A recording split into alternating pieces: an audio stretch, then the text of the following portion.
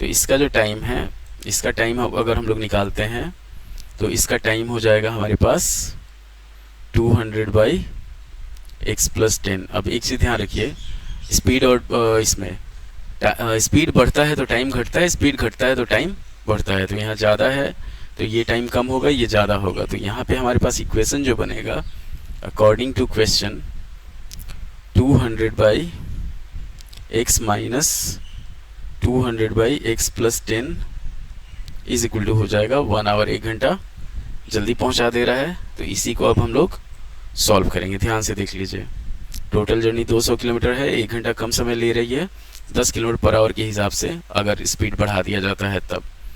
तो यहाँ पे अगर हम लोग सॉल्व करते हैं इसको तो ये हो जाएगा, एलसीएम हो जाएगा इसका x इंटू x+10, इधर हो जाएगा 200x+2000 और minus 200x is equal to 1।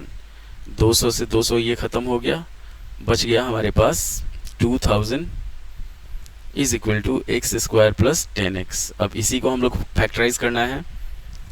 तो इसको अगर हम लोग फैक्टराइज करते हैं तो ये हमारे पास आ जाएगा x² + 10x minus 2000 is equal to 0। Solve किया जाएगा तो x² + 50x minus 40x minus 2000 is equal to 0। x common लिए तो ये हो जाएगा x + 50 और माइनस 40 कॉमन ले लेंगे तो ये हो जाएगा हमारे पास x + 50 इज इक्वल टू 0।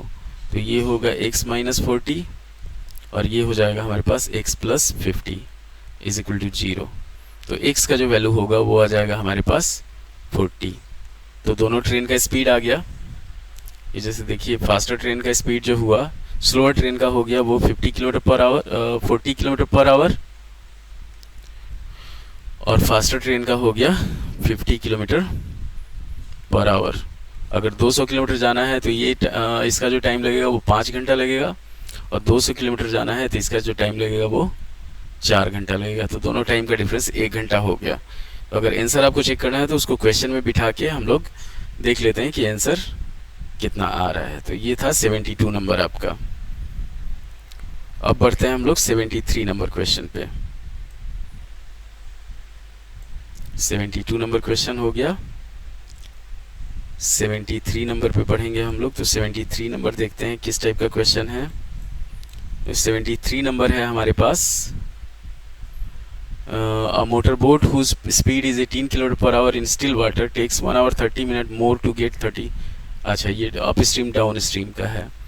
तो यहाँ पे हमारे पास 73 में दिया हुआ है स्पीड ऑफ मोटरबोट दे दिया है, स्पीड ऑफ